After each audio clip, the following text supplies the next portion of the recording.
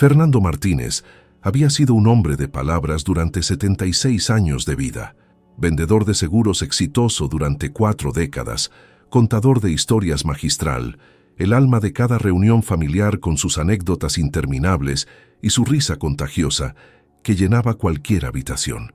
Sus palabras habían sido su herramienta de trabajo, su forma de expresar amor, su manera de conectar con el mundo. Había seducido a Beatriz 50 años atrás con cartas de amor escritas a mano. Había consolado a sus hijos durante las crisis de la adolescencia con conversaciones que se extendían hasta altas horas. Había negociado cada decisión importante de su vida matrimonial a través de diálogos que duraban días enteros. Hasta esa mañana de marzo, cuando despertó en el hospital después de 3 días en coma, completamente incapaz de pronunciar una sola sílaba. El derrame cerebral había sido devastador, pero quirúrgicamente preciso en su destrucción.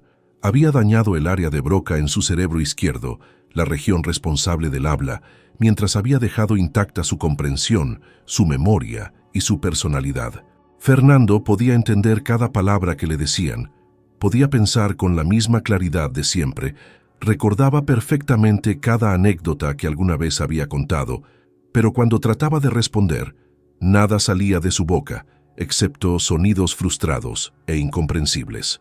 La ironía era cruel. El hombre que había pasado su vida profesional explicando las ventajas de diferentes pólizas de seguro, que había convencido a cientos de clientes de proteger sus futuros contra imprevistos, había sido víctima del único imprevisto contra el cual no existía póliza, la pérdida súbita de la capacidad que más definía su identidad. Señor Martínez, había dicho el doctor Ramírez con la gentileza profesional que había perfeccionado durante décadas de dar noticias difíciles. Su esposo ha sufrido lo que llamamos afasia expresiva. Puede comprender todo perfectamente, pero ha perdido la capacidad de formar palabras. Su cerebro sabe lo que quiere decir, pero no puede coordinar los músculos necesarios para producir el habla. Beatriz había estado sentada junto a la cama de Fernando durante 3 días, sosteniendo su mano, susurrándole palabras de amor y aliento mientras él permanecía inconsciente. A los 73 años, había enfrentado muchas crisis durante sus 50 años de matrimonio: la muerte de sus padres, problemas financieros durante las recesiones económicas, la enfermedad de su hijo menor cuando era niño, pero nunca algo que amenazara tan fundamentalmente la esencia de quien era Fernando. ¿Podrá recuperar el habla?, preguntó Beatriz, aunque la expresión del doctor ya le había dado la respuesta que no quería escuchar. Es posible que recupere algunas palabras con terapia intensiva, pero debe prepararse para la posibilidad de que esta condición sea permanente. La afasia expresiva severa raramente se revierte completamente después de los 70 años. El cerebro tiene cierta plasticidad, pero a esta edad la recuperación completa es improbable. Fernando había estado escuchando esta conversación, entendiendo cada palabra, sintiendo cómo se desmoronaba el futuro que había imaginado para sus años dorados con Beatriz. Había planeado viajar a todos los lugares que habían postergado durante los años de crianza y trabajo intenso. Había imaginado tardes enteras contando historias a sus nietos, enseñándoles las lecciones de vida que había acumulado durante décadas.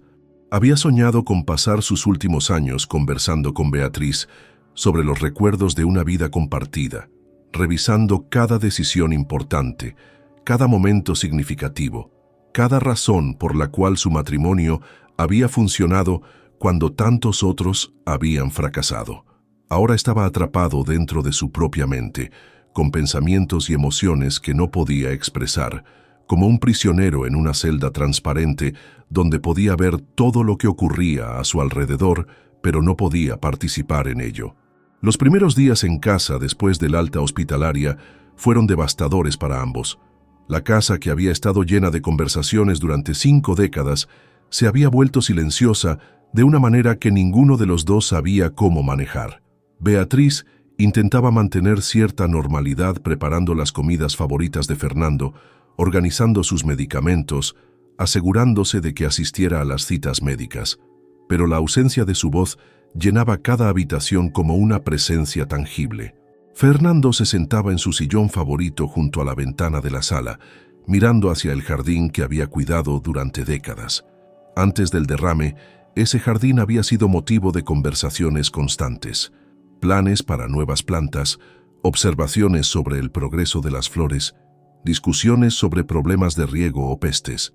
Ahora lo miraba con la amargura de alguien que había perdido no solo la capacidad de mantener el jardín, sino también la capacidad de compartir sus pensamientos sobre lo que veía. Beatriz trataba de mantener conversaciones unilaterales, llenando el silencio con noticias del día, recuerdos familiares, planes para el futuro. ¿Te acuerdas de cuando plantamos ese rosal, Fernando? Dijiste que iba a ser el más hermoso del barrio y tenías razón. Este año tiene más flores que nunca. Pero Fernando solo asentía mecánicamente, sin mostrar el entusiasmo que habría tenido antes por revisar esos recuerdos juntos, sin poder agregar los detalles adicionales que siempre había aportado a las reminiscencias familiares. Las frustraciones diarias eran constantes y descorazonadoras. Fernando quería un vaso de agua, pero no podía pedirlo, y cuando trataba de señalar hacia la cocina, Beatriz no siempre entendía inmediatamente qué necesitaba.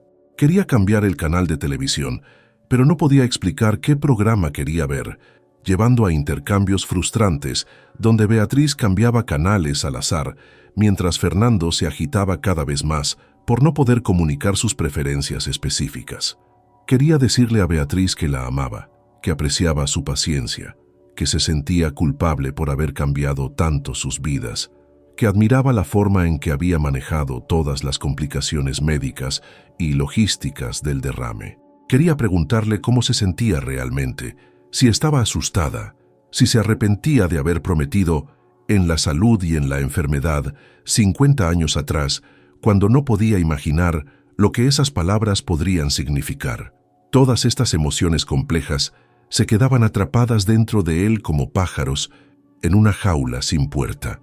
La terapia del habla había comenzado 2 semanas después del alta, 3 veces por semana con una terapeuta joven y entusiasta llamada Laura, quien trabajaba pacientemente con Fernando en ejercicios básicos de pronunciación. Vamos a empezar con sonidos simples, le explicaba. Trate de decir ma, solo ma. Fernando entendía perfectamente lo que se le pedía. Su cerebro formaba la palabra claramente. Enviaba las instrucciones a su boca. Pero en algún lugar entre la intención y la ejecución, las señales se perdían. Lo que salía era un sonido gutural e incomprensible que no se parecía en nada a lo que había intentado producir. Después de 2 meses de terapia con resultados mínimos, Fernando había logrado producir algunos sonidos vocales básicos, pero ninguna palabra reconocible. Había llegado a una conclusión devastadora. Nunca volvería a ser el hombre que había sido. El Fernando que contaba chistes durante las cenas familiares, que explicaba pólizas de seguro con analogías coloridas, que se levantaba temprano para platicar con Beatriz mientras tomaban café y planeaban el día. Ese Fernando había muerto en el derrame. Lo que quedaba era una versión silenciosa y diminuida de sí mismo. Una tarde de mayo, después de una sesión particularmente frustrante con la terapeuta donde Fernando había sido incapaz de pronunciar incluso las palabras más simples, regresó a casa completamente derrotado. Se dirigió a su habitación, cerró la puerta y por primera vez desde el derrame lloró con la desesperación de alguien que se siente completamente perdido. No era solo la pérdida del habla lo que lo devastaba, era la pérdida de su identidad, de su papel en la familia, de su capacidad de contribuir a las conversaciones y decisiones que definían su vida diaria. Se sentía como un espectador en su propia vida, observando pasivamente mientras Beatriz manejaba todas las responsabilidades que antes habían compartido a través de discusión y consulta mutua. Beatriz lo siguió después de unos minutos, encontrándolo sentado en el borde de la cama, con la cabeza entre las manos, los hombros sacudiéndose con un llanto silencioso que era aún más desgarrador que si hubiera podido expresar su dolor verbalmente. Sin decir nada, se sentó junto a él y comenzó a acariciar su espalda con movimientos lentos y reconfortantes, de la misma manera que lo había consolado durante las crisis menores de sus 50 años de matrimonio, cuando había perdido trabajos importantes, cuando sus padres habían muerto, cuando había tenido dudas sobre su capacidad como padre. «Fernando», dijo suavemente, Mírame. Él levantó la cabeza, y Beatriz pudo ver en sus ojos toda la frustración, la tristeza, la sensación de pérdida y la desesperanza que había estado acumulando durante meses. Pero también pudo ver algo más: amor. A pesar de todo lo que había cambiado, a pesar de todas las palabras que ya no podía decir, a pesar de todos los planes que habían tenido que abandonar, el amor seguía ahí, claro e inequívoco en su mirada. ¿Sabes qué?, dijo Beatriz, tomando las manos de Fernando entre las suyas. Tus ojos me están diciendo todo lo que necesito saber. Fernando la miró con confusión, no entendiendo exactamente qué quería decir, pero intrigado por el tono de determinación en su voz. Tus ojos me dicen que estás frustrado porque no puedes hablar. Me dicen que tienes miedo de que nuestra vida juntos haya terminado. Me dicen que te sientes culpable por los cambios que el derrame ha traído a nuestras vidas.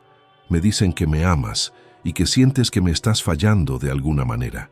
Beatriz hizo una pausa, estudiando la expresión de Fernando. ¿Estoy interpretando correctamente?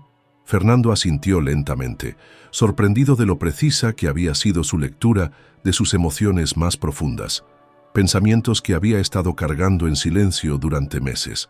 Entonces empecemos por ahí, dijo Beatriz con una determinación que Fernando no había visto desde antes del derrame. Si tus ojos pueden hablar, si tu expresión puede comunicar, si tus gestos pueden transmitir significado, entonces yo voy a aprender su idioma. Vamos a construir una nueva forma de comunicarnos. Durante las siguientes semanas, Beatriz se convirtió en estudiante de un nuevo lenguaje, el lenguaje de Fernando sin palabras.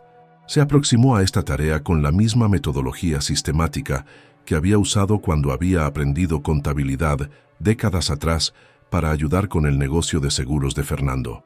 Comenzó a prestar atención obsesiva a cada detalle de su comportamiento no verbal, catalogando gestos, expresiones faciales, posturas corporales y asociándolos con necesidades, emociones y deseos específicos. Compró un cuaderno pequeño donde documentaba sus observaciones. Cuando quiere agua, mira hacia la cocina y se lame los labios ligeramente. Cuando está cansado, su mano izquierda se mueve inconscientemente hacia su frente.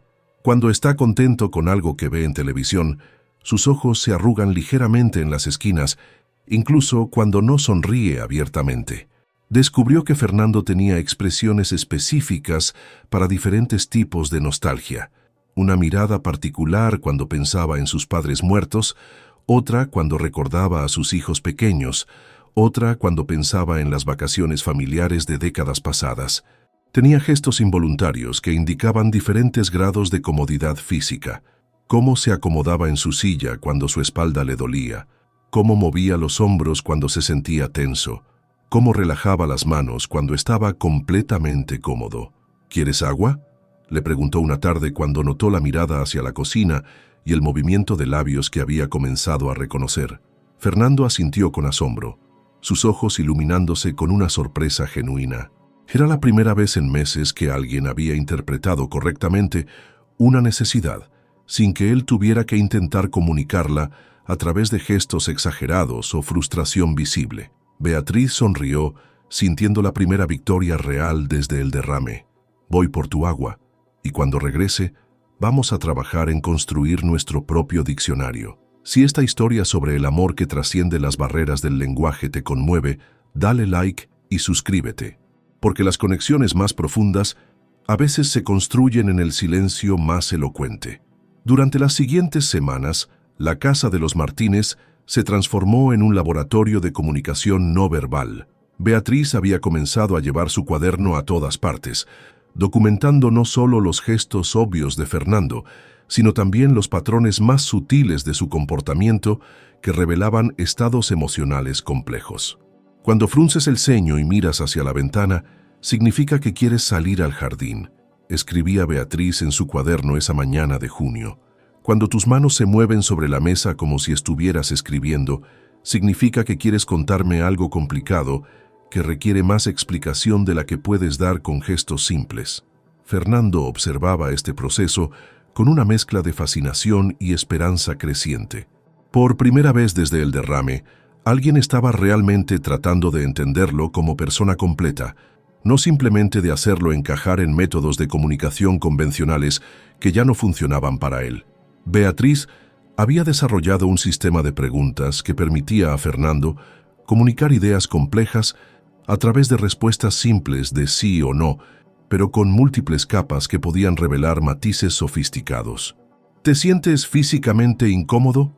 Sería seguido por ¿es algo específico como dolor o cansancio? Y después ¿es en tu cabeza, tu espalda o en otro lugar? Hasta que pudiera identificar exactamente qué necesitaba Fernando. Para emociones más complejas, había desarrollado un sistema aún más sofisticado. ¿Estás preocupado por algo específico?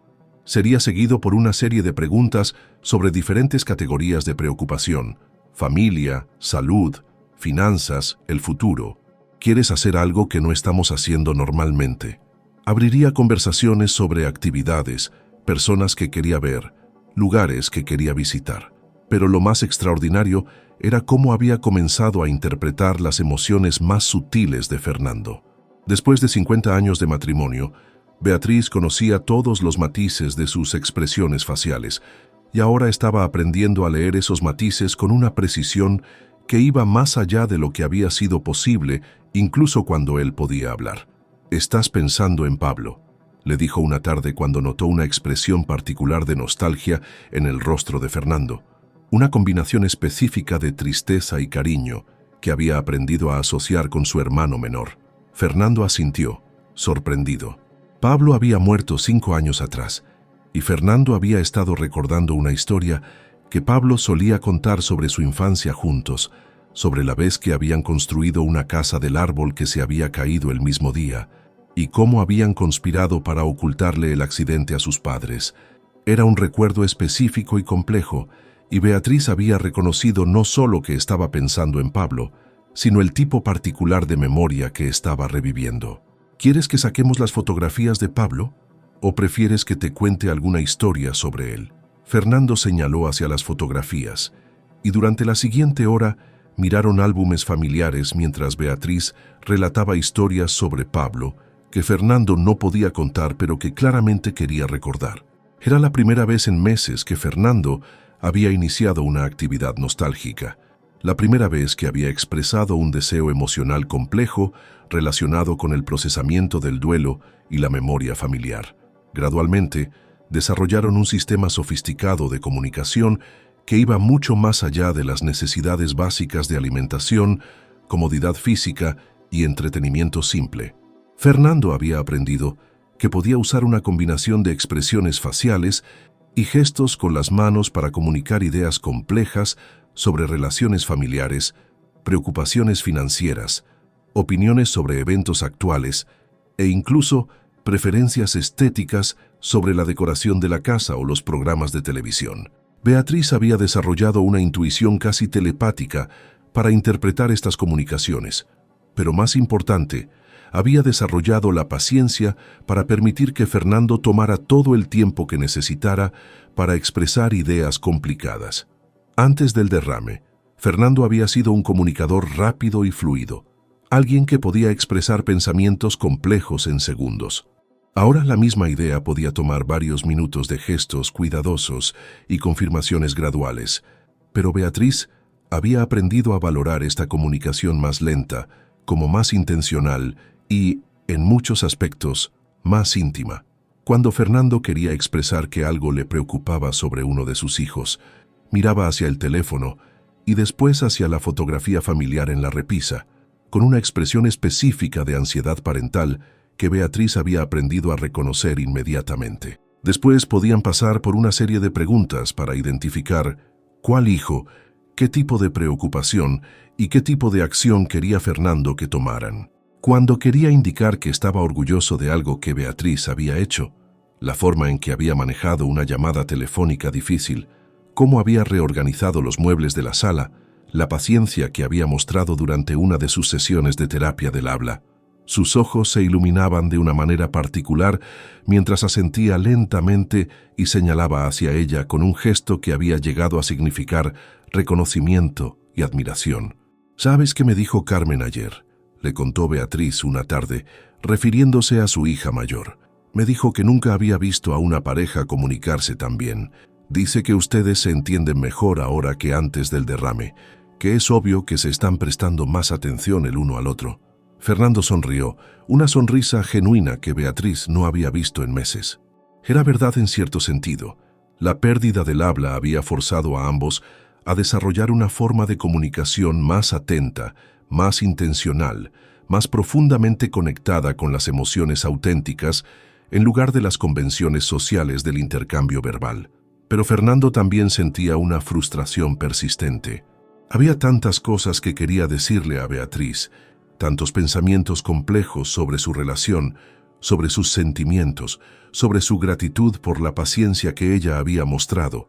Quería poder explicarle que se sentía culpable por haberle cambiado la vida tan drásticamente, que admiraba la forma en que había adaptado a esta nueva realidad sin una sola queja, que la amaba más profundamente que nunca, precisamente porque había visto la profundidad de su compromiso en circunstancias que habrían destruido relaciones menos sólidas.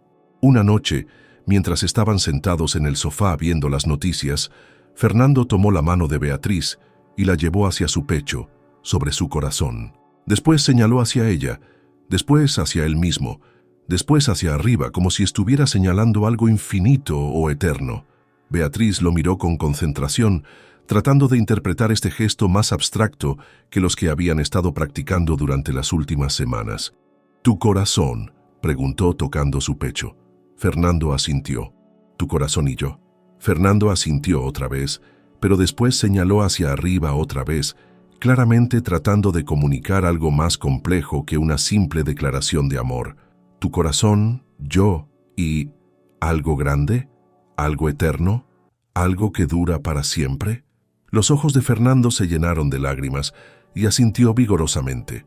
Había logrado comunicar a través de gestos simples que su amor por ella era algo que existía en su corazón a un nivel que trascendía las palabras, algo eterno e infinito que no podía ser disminuido por las circunstancias físicas o las limitaciones de comunicación.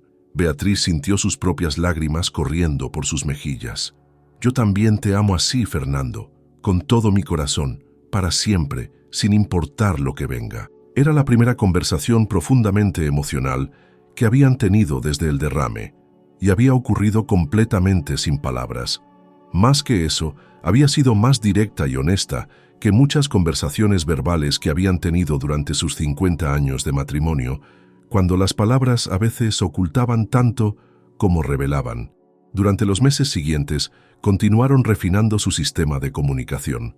Fernando desarrolló gestos específicos para diferentes miembros de la familia, un toque ligero en la sien para referirse a su hijo mayor, Miguel, quien siempre había sido el intelectual de la familia, un gesto hacia su corazón para referirse a Carmen, quien había sido la más emocional, un movimiento de las manos como si estuviera tocando piano para referirse a Ana, quien había estudiado música durante años.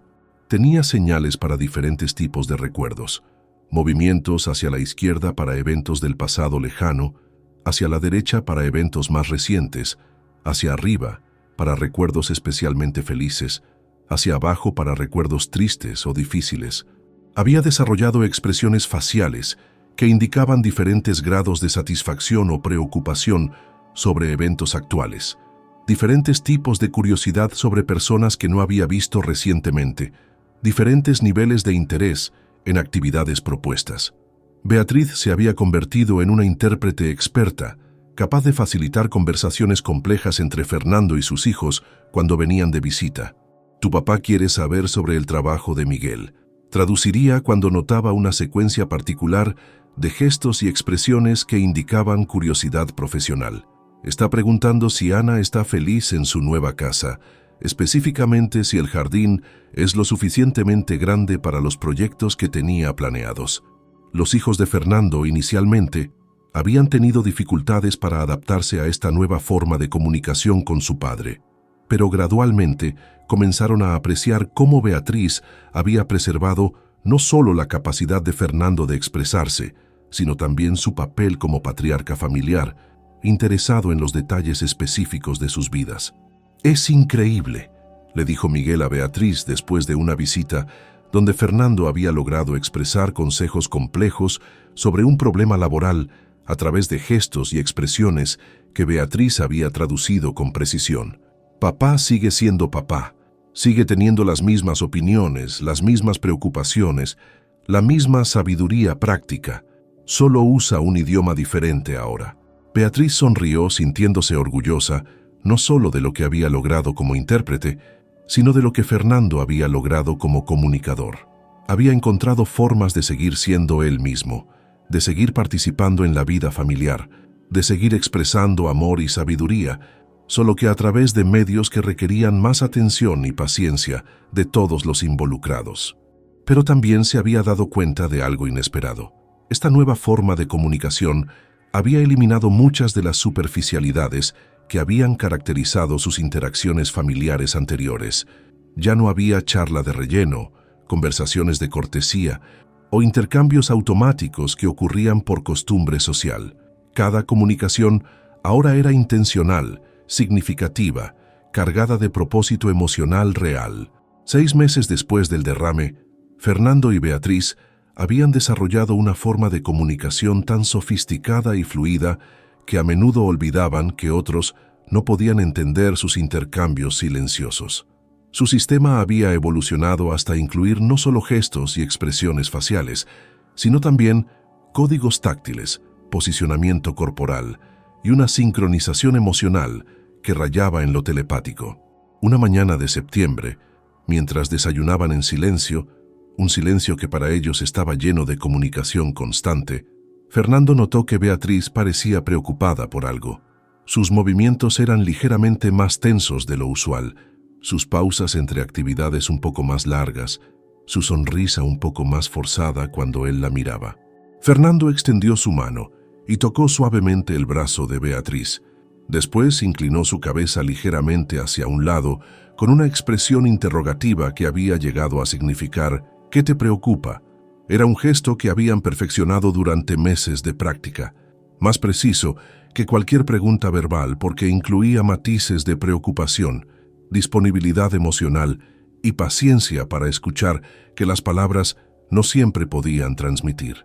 Beatriz lo miró, sorprendida de que hubiera notado su ansiedad tan rápidamente. Había estado tratando de ocultarle su preocupación sobre los resultados de sus propios exámenes médicos, una mamografía de rutina que había mostrado algo que requería investigación adicional. Era irónico. Durante meses había estado tan enfocada en interpretar los sentimientos de Fernando que no se había dado cuenta de lo transparentes que se habían vuelto sus propios estados emocionales para él. «No es nada importante», dijo automáticamente, usando las palabras que había usado durante décadas para minimizar sus propias preocupaciones en favor de las de la familia. Pero Fernando frunció el ceño y señaló hacia sus propios ojos, después hacia ella. Después hizo un gesto con las manos que habían llegado a significar «no me mientas, puedo ver la verdad en tu expresión». Era un intercambio que habría sido imposible antes del derrame, cuando Fernando habría aceptado sus palabras de tranquilidad sin cuestionar las emociones contradictorias que mostraba su lenguaje corporal. Beatriz suspiró, dándose cuenta de que la nueva intimidad emocional que habían desarrollado funcionaba en ambas direcciones. Durante el año de aprender a leer las expresiones de Fernando, él también había desarrollado una capacidad extraordinaria para leer las suyas, una atención a sus emociones que era más precisa que la que había tenido incluso cuando podía hacer preguntas verbales directas. «Tengo que regresar al doctor para unos exámenes adicionales», admitió finalmente. «Algo apareció en mi mamografía que quieren investigar más».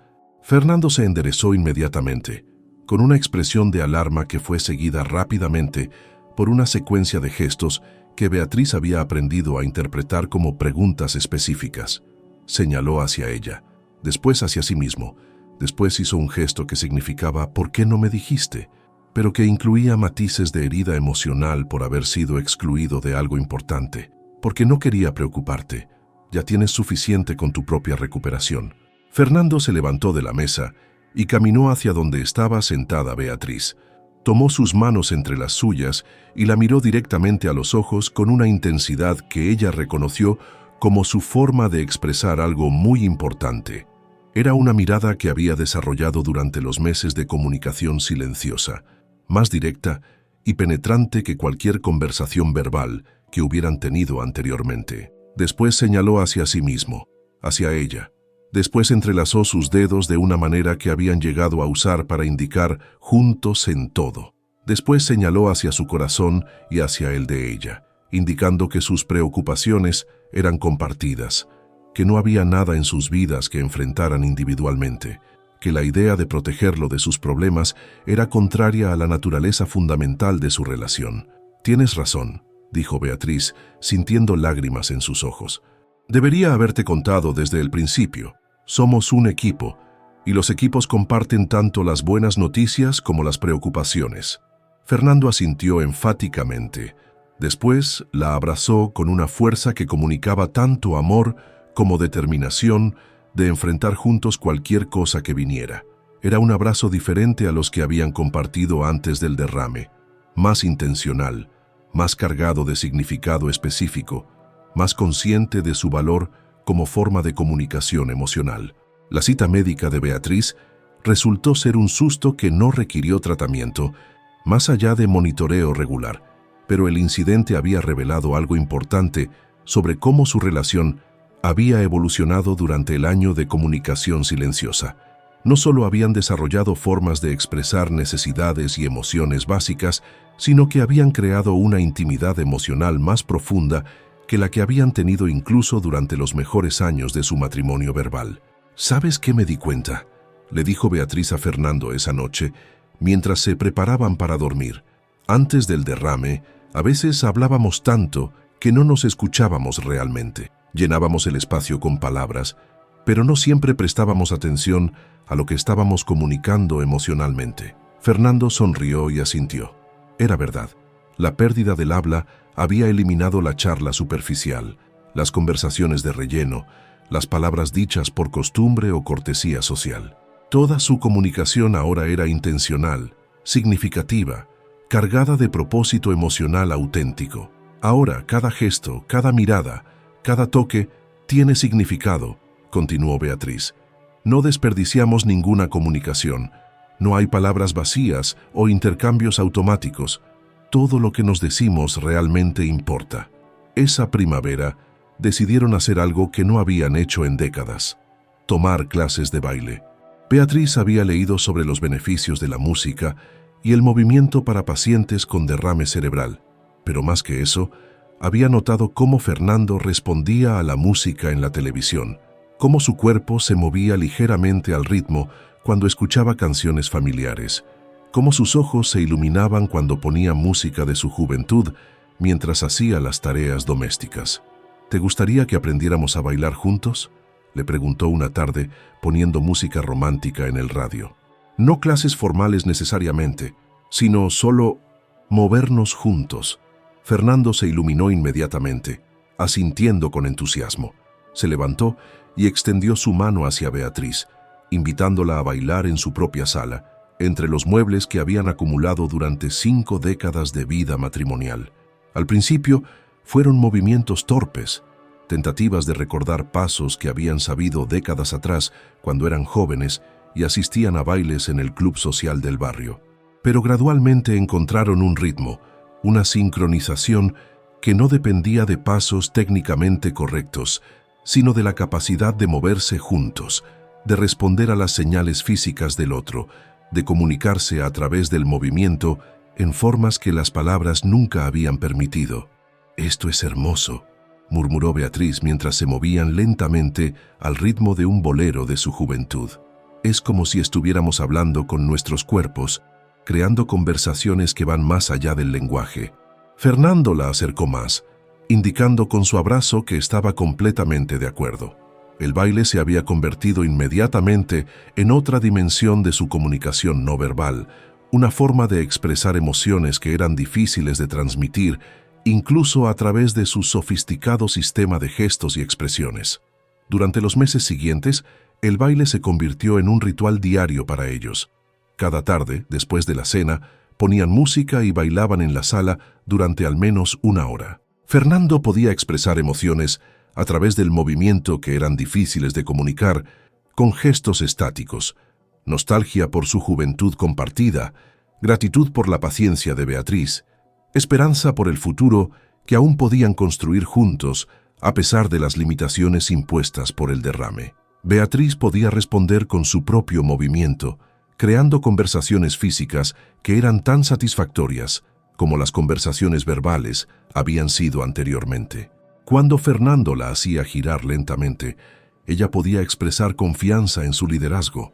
Cuando se acercaba más durante las canciones lentas, podía comunicar intimidad y aceptación total de quien se había convertido después del derrame. Sus hijos, que inicialmente habían estado preocupados por cómo el derrame había cambiado la dinámica familiar, comenzaron a notar que sus padres parecían más conectados, más intencionalmente amorosos, más presentes el uno con el otro que muchas parejas que habían conocido con comunicación verbal completamente normal.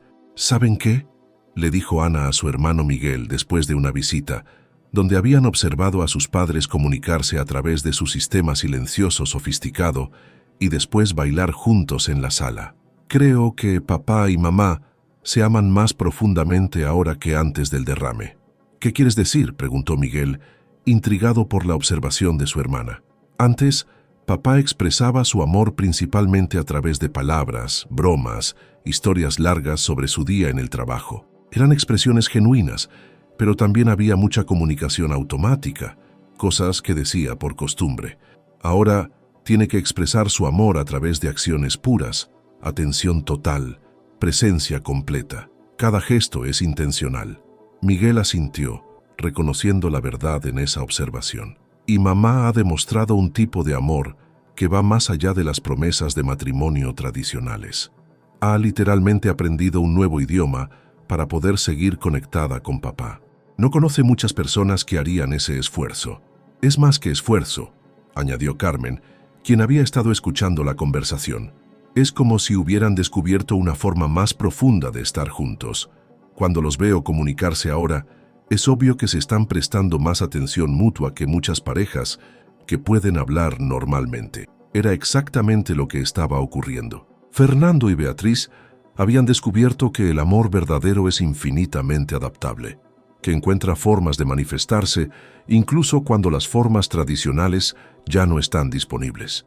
Habían perdido la comunicación verbal, pero habían ganado una intimidad emocional y física que muchas parejas nunca experimentan, incluso después de décadas de matrimonio. Un año después del derrame, habían desarrollado lo que solo podía describirse como un idioma privado completo. Fernando podía comunicar ideas complejas sobre política, expresar opiniones detalladas sobre decisiones familiares importantes, compartir recuerdos específicos de su infancia e incluso contar chistes, todo a través de combinaciones de expresiones faciales, gestos con las manos, posicionamiento corporal y contacto físico que Beatriz interpretaba con precisión casi perfecta. Durante una visita familiar para celebrar su 51º aniversario de bodas, los hijos y nietos observaron con asombro cómo Fernando contó una historia completa sobre el día que conoció a Beatriz, usando solo gestos y expresiones mientras ella proporcionaba la narración verbal basada en su interpretación de su comunicación silenciosa. Era 1972, tradujo Beatriz mientras Fernando hacía gestos elaborados. Y tu abuelo trabajaba vendiendo seguros para una compañía pequeña. Fue a la oficina donde yo trabajaba como secretaria para hablar con mi jefe sobre una póliza comercial. Fernando continuó gesticulando y Beatriz siguió interpretando. Dice que cuando me vio por primera vez, se olvidó completamente de por qué había venido a la oficina. Se quedó parado junto a mi escritorio durante 5 minutos completos antes de recordar que tenía una cita con mi jefe. Los nietos se reían, fascinados por esta forma única de narración colaborativa. Fernando hacía expresiones exageradas de confusión y enamoramiento, y Beatriz proporcionaba los detalles verbales que transformaban sus gestos en una historia completa y entretenida. ¿Y qué pasó después, abuelo?, preguntó su nieta de 12 años. Fernando gesticuló vigorosamente, claramente emocionado por tener una audiencia para su historia. Dice que finalmente logró tener su reunión con mi jefe, continuó Beatriz, pero que inventó excusas para regresar a la oficina 3 veces esa semana, supuestamente para discutir detalles adicionales de la póliza, pero realmente para hablar conmigo. ¿Y funcionó?, preguntó su nieto de 14 años. Fernando asintió con orgullo exagerado. Señaló hacia Beatriz, después hacia sí mismo. Después hizo un gesto que abarcaba a toda la familia reunida, indicando que claramente había funcionado muy bien. Era extraordinario presenciar. Fernando había encontrado formas no solo de comunicar información básica, sino de mantener su papel como contador de historias familiares, como el patriarca que preservaba y transmitía la historia de la familia a las generaciones más jóvenes. 2 años después del derrame, cuando el terapeuta del habla sugirió descontinuar las sesiones porque Fernando había alcanzado su máximo potencial de recuperación verbal, había recuperado la capacidad de producir algunos sonidos vocales, pero ninguna palabra clara. Beatriz y Fernando no se sintieron derrotados. Habían construido algo nuevo y hermoso, un matrimonio que funcionaba completamente en silencio, pero que estaba lleno de comunicación constante y profundamente satisfactoria.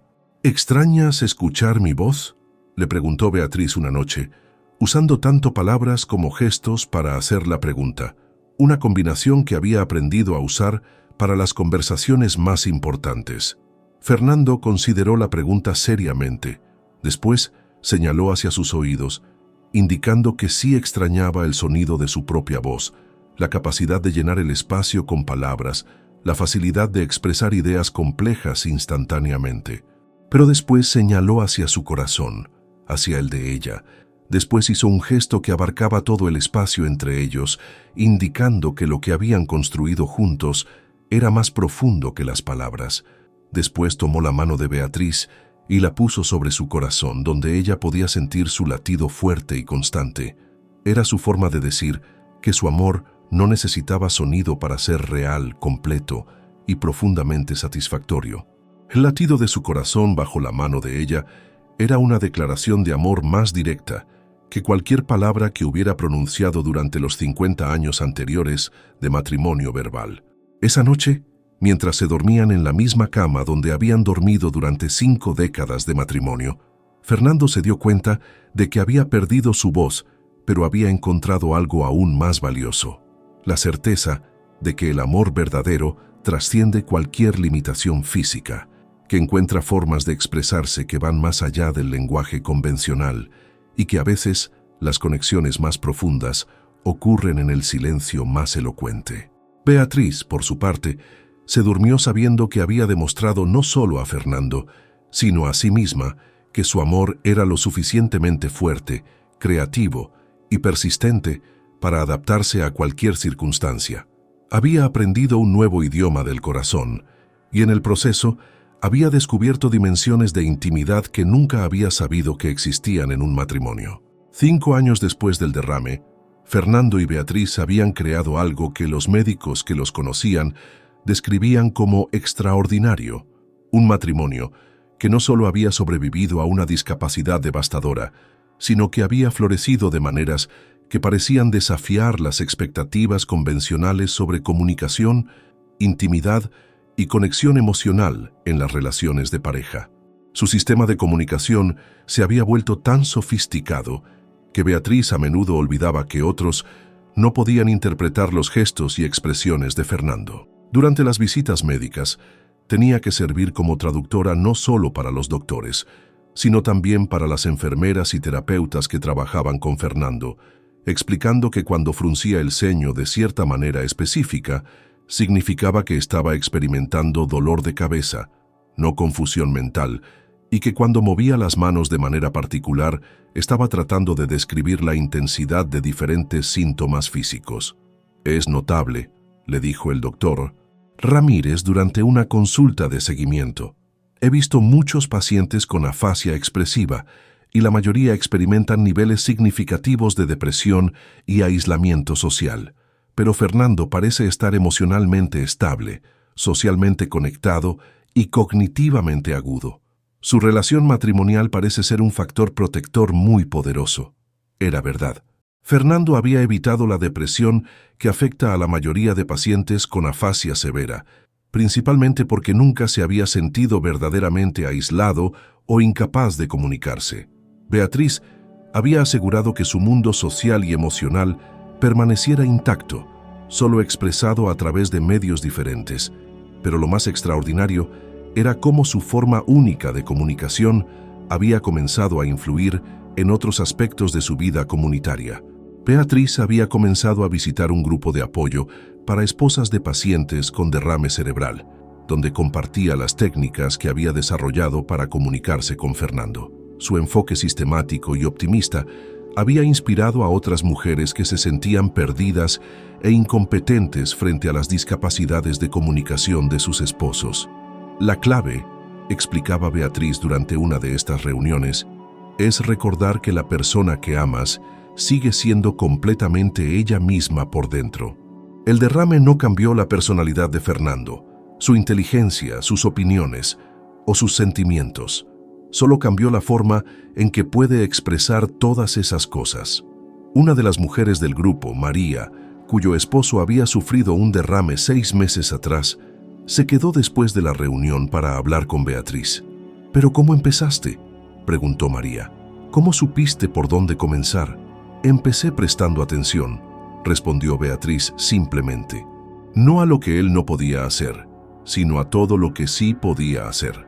Sus ojos, sus expresiones, sus gestos, la forma en que se posicionaba cuando quería algo específico. Traté su comunicación no verbal como si fuera un idioma extranjero que necesitaba aprender, no como una deficiencia que necesitaba ser corregida. Beatriz había comenzado a llevar un cuaderno adicional donde documentaba técnicas específicas que podrían ser útiles para otras familias enfrentando situaciones similares.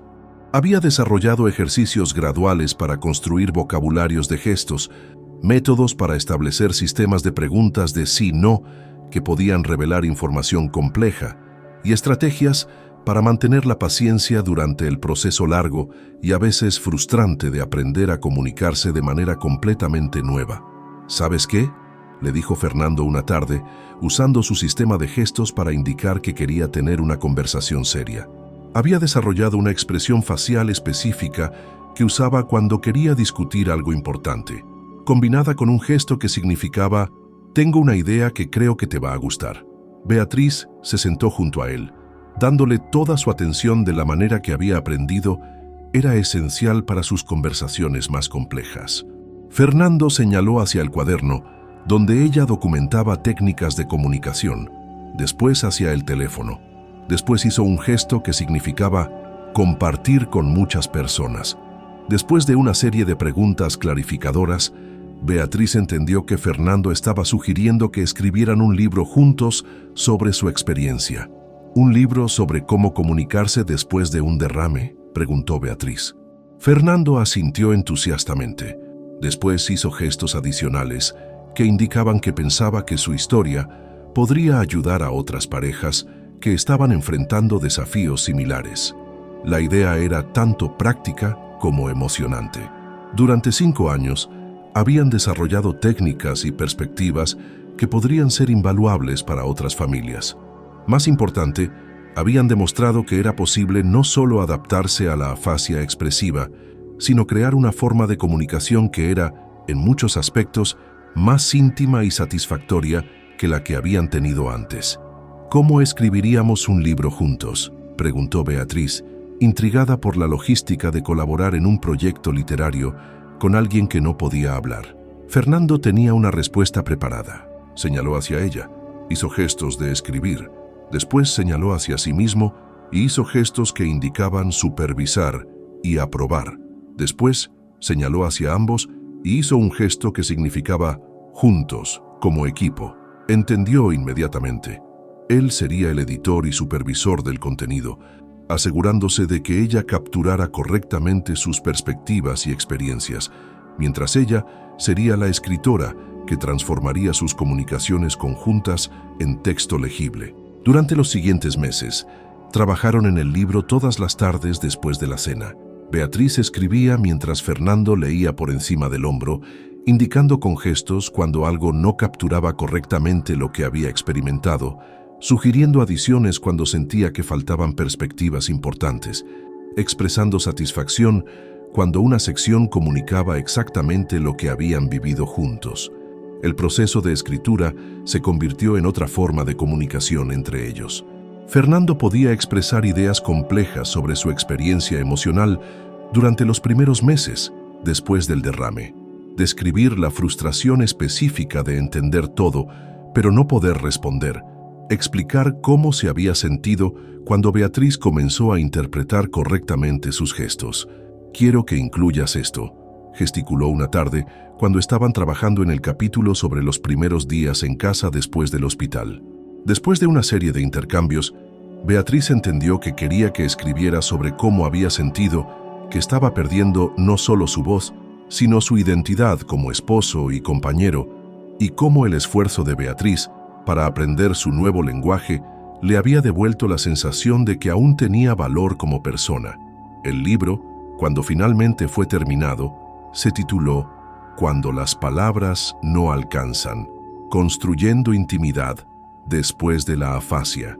Era parte manual práctico para familias enfrentando derrame cerebral, parte memoir sobre la adaptación matrimonial y parte testimonio sobre el poder del amor persistente para encontrar nuevas formas de expresión. Pero para Fernando y Beatriz, el verdadero valor del libro no estaba en su potencial para ayudar a otros, aunque ambos esperaban que lo hiciera, sino en el proceso de crear algo importante juntos, de demostrar que podían colaborar en proyectos complejos a pesar de las limitaciones de comunicación, de contribuir algo positivo al mundo basado en la experiencia que habían transformado de tragedia en triunfo. El día que recibieron las primeras copias impresas del libro, Fernando lo sostuvo en sus manos con una expresión de orgullo que Beatriz no había visto desde antes del derrame. Señaló hacia el libro, después hacia ella, después hacia sí mismo, después hizo un gesto que abarcaba su casa, su vida juntos, su futuro compartido. ¿Estás diciendo que esto representa todo lo que hemos construido juntos?, interpretó Beatriz. Fernando asintió. Después abrió el libro en la página de dedicatoria que habían escrito juntos. Para todas las parejas que han descubierto que el amor verdadero no necesita palabras para ser completamente elocuente.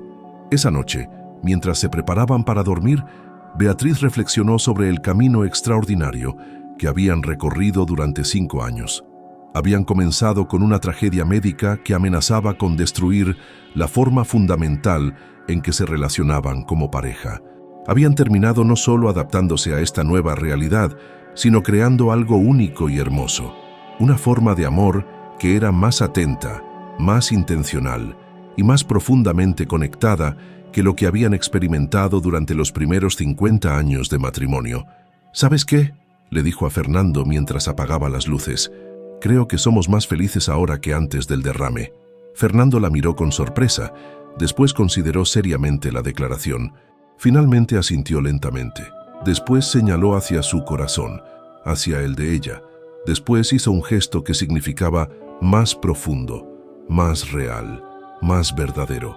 Era exactamente lo que ambos habían descubierto, que cuando las formas superficiales de comunicación son eliminadas, lo que queda puede ser más auténtico y satisfactorio que lo que existía antes. Habían perdido la capacidad de llenar el espacio con palabras, pero habían ganado la habilidad de llenar su relación con presencia genuina, atención total y amor expresado a través de cada gesto, cada mirada, cada momento compartido en silencio elocuente. Si esta historia sobre el amor que encuentra nuevos idiomas cuando los tradicionales fallan te ha conmovido, si has reconocido en Fernando y Beatriz el poder de la adaptación y la persistencia en el amor verdadero, si has visto en su jornada un ejemplo de cómo las mayores crisis pueden convertirse en oportunidades para descubrir formas más profundas de intimidad, dale like, suscríbete a nuestro canal y compártenos en los comentarios. ¿De qué ciudad nos sigues? ¿Has vivido una experiencia donde tuviste que encontrar nuevas formas de comunicarte con alguien que amas? ¿Qué te ha enseñado sobre las diferentes maneras en que podemos expresar y recibir amor? Tu historia puede inspirar a otros a entender que el amor verdadero es infinitamente creativo, que la comunicación más profunda a veces trasciende las palabras y que las mayores intimidades se construyen cuando estamos dispuestos a aprender nuevos idiomas del corazón. Porque al final las palabras pueden fallar, pero el amor encuentra siempre maneras de expresarse, a través de una mirada que dice, te entiendo completamente, un gesto que comunica, estoy aquí contigo, un toque que transmite, eres amado sin condiciones. Nos vemos en la próxima historia, donde seguiremos explorando esos vínculos humanos que nos recuerdan que amar verdaderamente significa estar dispuestos a crecer, cambiar y adaptarse junto a la persona que elegimos para compartir nuestras vidas, sin importar las circunstancias que el destino pueda presentarnos.